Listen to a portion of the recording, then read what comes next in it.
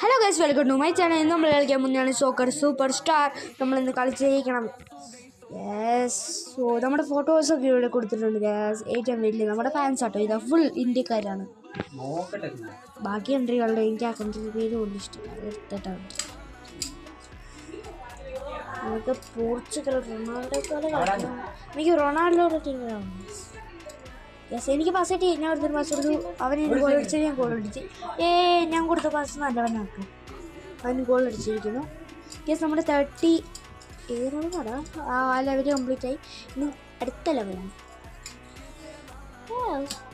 Just miss, നമ്മുടെ കയ്യിൽ നിന്ന് മിസ്സായി പോയി. മാത്രം അടിക്കടാ, ഒന്നോടെ അടിക്കടാ.